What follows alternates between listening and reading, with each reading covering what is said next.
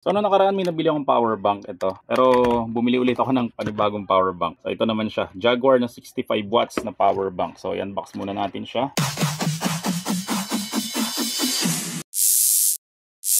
So ang capacity niya is 30,000 mAh. So ito 30,000 mAh rin to kung mapapansin nyo na ang laki ng pinagkaiba nila. No? So sana ganito lang siya kalaki. Pero ang problema naman ito is 35 watts lang yung kanyang power delivery. So ito naman guys is 65 watts yung kanyang power delivery. So ito guys, meron akong kable dito na meron siyang indicator kung gaano kalaki ang power delivery na binibigay ng isang power brick o ng power bank. Ang problema kasi niyan guys, kaya ako bumili nito is kailangan ng ROG Ally X at least 65 watts na power delivery. Kasi kapag 35 watts lang nakamukha nito, mas mababa. Sa 65 watts, ay hindi nag-charge itong ROG Ally X. 19 watts lang. So nangyari dyan guys, hindi niya ito mag-charge talaga. Kasi maya-maya bigla na lang hindi ito mag-charge dahil nga hindi 65 watts yung kanyang power delivery.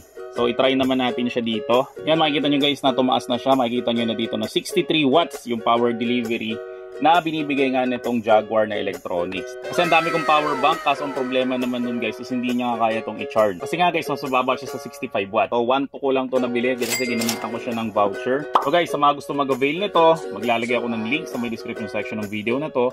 At make sure lang guys na yung link na yun ang i-click nyo para siguradong ito yung mabibili nyo.